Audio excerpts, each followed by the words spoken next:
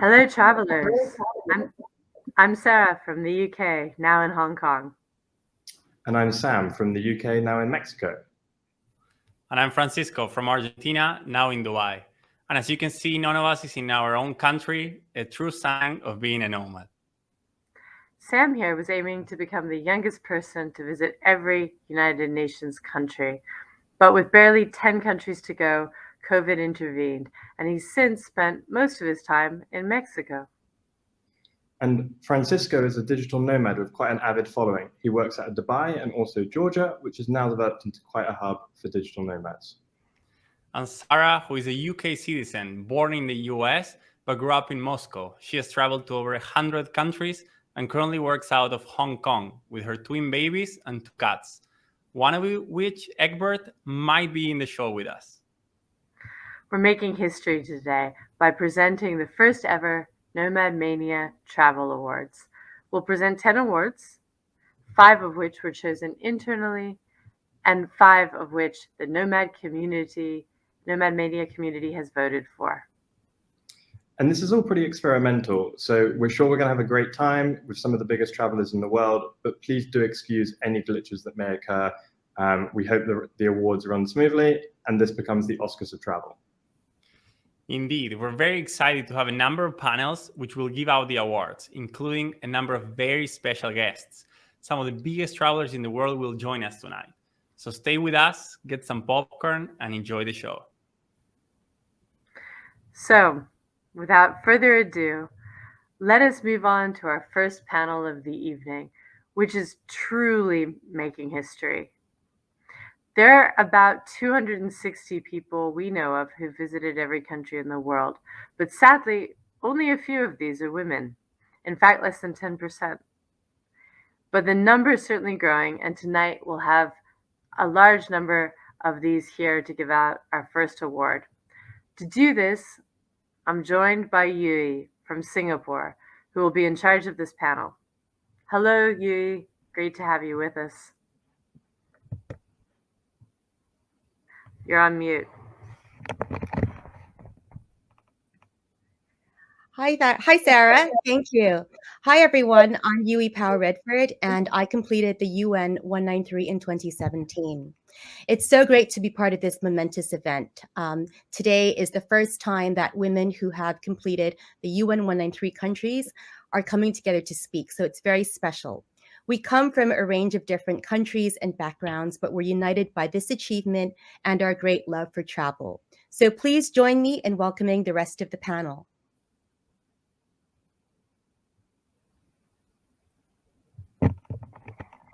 We have Lily West. Hi, Lily. Hello. We have Ildiko Zavo. Hello, Ildi. Hi, hello, everybody. Good, thank you. Britt-Marie Boudry. Hello, Britt-Marie. Hello. Hi, nice to be here. Hi, great. Joined by Gina Morello. Hey, Gina. Hi, how are you? Good, thank you. Mel Smith. Hey, Mel. Hi, lovely to see you, ladies. Lovely to see you. Nina Sedano. Hi, Nina. Hello, good to see you. Good to see you. We have Jessica Namalgo. Hi, Jessica. Hey, how are you? You're great. Good. Masayo Goto. Hi, Masayo. Hello. Hello, I'm Masaya Goto. Nice to meet you all. Nice to meet you all. Is that all? I think we have one more person joining.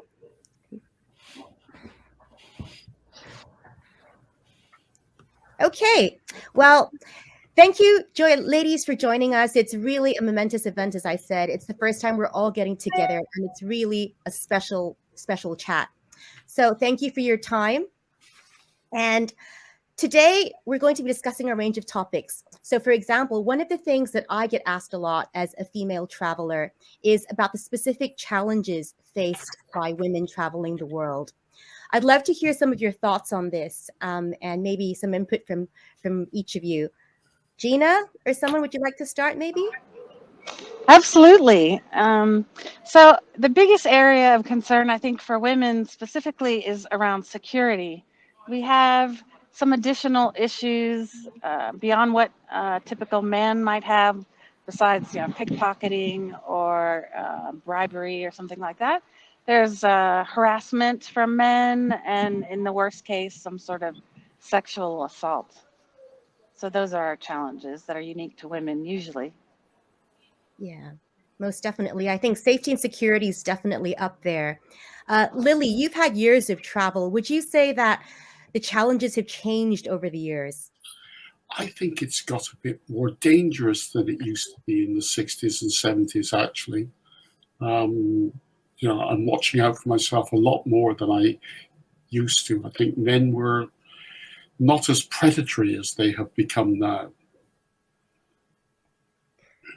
That's my thoughts anyway. No, that's a very fair point. Jessica, what about you? What's been your experience with regards to the challenges? Yeah, I mean, I think obviously being a woman, we know what that comes with. But for me, I haven't had that many safety issues outside of the US. I think one of the biggest learning lessons for me is that if I'm traveling, even if like something happens for me, obviously I have the other dynamic of race and being visibly African, which is a whole another set of issues. But the biggest thing for me is that I always try to move with positive energy. And even if something happens, whether it's around my gender or my race, even if I'm upset in that moment, I don't let it ruin my entire trip. And I think that's the biggest and most important thing. And I think as far as like danger on the road, if you will, when you look at statistics, it's so incredibly rare. When it comes to sexual assault, no matter where you are in the world, most women are assaulted by people they know. So when you're traveling, it's actually going to be less likely to happen because you're not running into people you know. So I think pretty generally, the world is very safe for women, in my experience. And I want to just keep repeating that just so that more and more women feel more and more comfortable. Because while that fear is there, I wouldn't move with the fear. I would just move more with like confidence and positivity, and just always focus on having a positive outcome when you're traveling and bringing positive energy to you. That is such a good message, and definitely that's so much truth in that. I think there's a lot of scaremongering around the world, and I think one of the reasons that a lot of people don't go ahead with this kind of goal is because they're afraid of the types of things that we've talked about. But it's true that the world is made up of all kinds of different people, so we really have to make judgment on the place depending on the location and the societal norms over there. Thanks for your input on this, ladies. Very insightful. Another common question that I hear is how to balance travel with so-called real life, especially when this travel involves visiting every country in the world. Now, I'm sure people would be very interested to know how you ladies have managed to do that. So let's hear some of your experiences. Britt-Marie, I know you've had a long career in business and have a family. How did you manage to do that? Well, I think you have to adapt your traveling to your current circumstances. Before marriage and children and my professional career, I traveled extensively and as much as I could afford. Then followed a couple of decades with other priorities and less spare time for traveling. But I did not restrain from traveling, but then often together with my children. And I really hope that all parents will inspire their children to travel, because that's the best education you can give your children. And after the children had flown out, I decided to work less. And then I started to travel extensively in order to visit all countries in the world. And during that period, I went to about 10 new countries every year. So really, you have to adapt your traveling to your current circumstances. Very sage advice from Britt-Marie. Thank you. What about Nina? Nina, how did you manage to balance your work and travel? I don't have a family and I don't have children. I have a mother left, and that's all of my family. And when I worked till I was 36, I had 30 days holidays per year, which I stretched to 70, 80 days traveling per year. So I was away a lot, and I tried to see as much as possible when I was traveling. And when I quit my job, I definitely quit my job because of problems at the workplace. And I was very glad I did that. And I traveled till I was 45 and managed then to travel every country in the world. So half of it I did when I was working, and the other half when I had quit my job. And I've written books about it, which is fun to do as well, chat about your stories. That's amazing. It is really a giant balancing act, I think. It is about priorities and timing, I think. Mel, I'd love to hear your take on this as well. I mean, you also have lots of things that you do. So how did you manage the travel balancing act? So I love working. I couldn't imagine like not working. I love my career. I have a really fun job. I'm the CEO of the world's largest online-only grocery company. It's a 24/7 job. It's like £3 billion of business. And before that, I was on a bunch of management teams, and I was a partner in a global management consulting firm. But I also really love traveling. And so I think if you want to do something, you figure out how to fit it in. So I took a lot of career breaks. I'd take 4 months off between jobs, or I'd take long holidays. And then sometimes I would just get on a plane on Thursday night and go somewhere really random for the weekend, 4-hour overnight in economy at the back of the plane trying to sleep, and then come back to work, overnight flight Sunday, and just show up on Monday and like hope I got through the week. So I think if you really want to do it, you'll fit it in. But I'm also, I decided not to have kids, and I have a very supportive husband. I'm not sure I could have had the career, the travel, and the kids, but I hope somebody out there manages to fit all of those things in.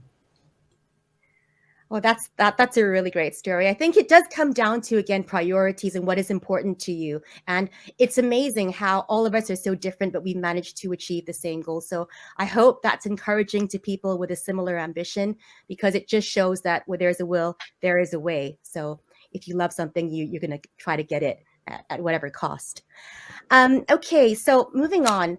Now that 193 is done for all of us, what is next on your list, or what kind of goals do you think you'd want to pursue? Do you think you'll continue traveling in the same kind of way? What comes next for you? Masayo, what about you? Yes, I have been to the North Pole twice, Antarctica 3 times, and 1 time in South Pole. And I've been to all 193 countries plus 2. I always respect the local culture and tradition, not offend people as a female traveler. And then I like to visit Antarctica just one more time to visit Emperor Penguin Colony. I want to spend some time with them. And next, I want to go to space, at least 100 kilometers from the Earth. I booked a flight some time ago, but it was canceled because US stopped making shuttles. I have to wait a while. But maybe within next 10 years or so, maybe 20 years, I'd like to go to space. I want to see the Earth in one, not piece by piece. Thank you. That is great. I hope you make it. I hope you make it. I hope so. Yeah. Ildi, what about you? What are your travel ambitions? Well, I visited every country. I basically finished with my last country in 2018, November. Well, it was a challenge itself, because the 2 last countries I visited was Yemen and Saudi Arabia.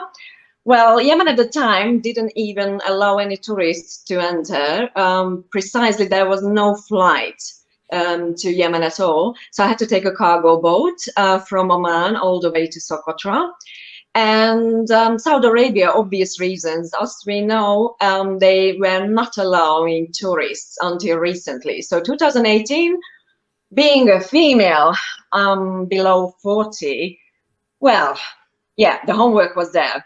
So of course, when you finish, you feel really content, grateful for all the people who were supporting you and who were with you in this.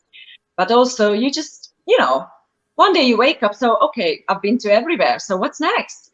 So I came up with the project going to unrecognized parties, partially recognized countries and territories. So this is how I ended up places like Baghdad, Iraq, because previously I visited Kurdistan, Iraqi Kurdistan, Or, for example, I ended up going to Somaliland because previously I've been to Mogadishu only, or Western Sahara. I went to Nagorno-Karabakh. I visited also South Ossetia. And of course, the next big goal would be Easter Island, which unfortunately I had to postpone due to the pandemic. I was going to go in 2020 March.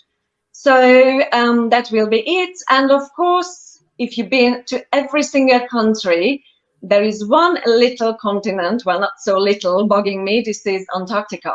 So hopefully next Antarctica is coming up. Fingers crossed. That's great. The white continent definitely beckons. I think it's a wonderful place. So ladies, we have a couple of minutes left and then we'll present our award. I'm going to ask one final quick fire question to hear from everyone. And that's related actually to goals and travel goals, small travel goals. We've been to every country in the world now, but if there was a country or a part of the world that you could return to, what would it be? Let's just all hear from all of us. I'll start. For me, I love spiritual places, so I'd love to return to Bhutan, Tibet, Nepal, places like that. And I love deserts as well. What about all of you? Shall we just go around? Lily, where would you go back to? I think I would like to go back to Tajikistan because I didn't spend a night there. It's the only country I haven't spent a night because they were having a civil war. It wasn't a safe place to stay.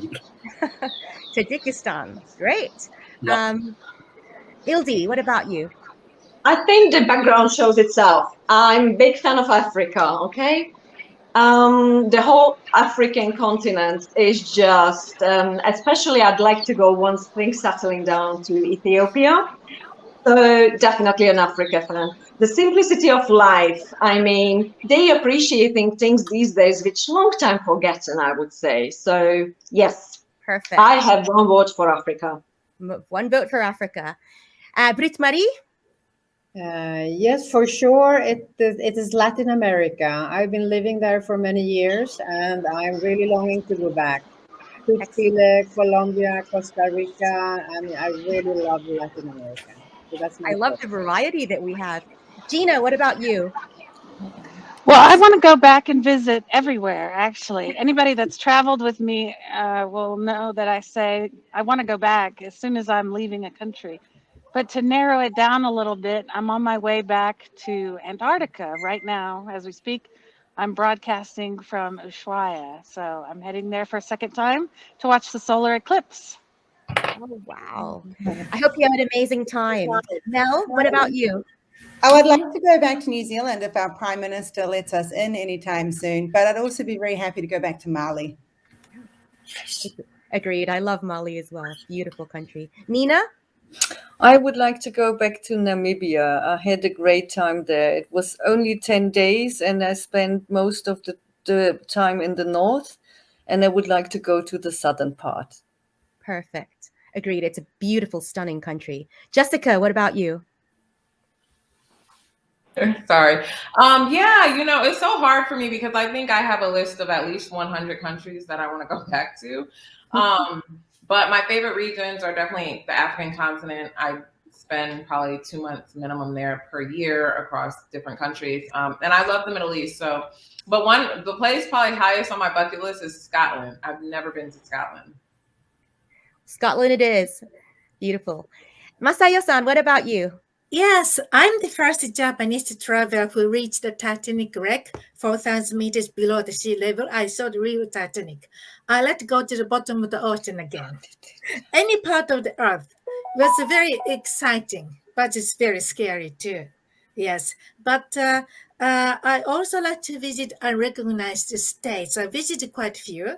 I visited Somalia, Mogadishu as the first female solo traveler, and I traveled to Somaliland. And also I like to travel Tibet, Abkhazia, Ossetia, Nicosia, those unrecognized states as well. And I like to do lots more scuba diving as well. Brilliant.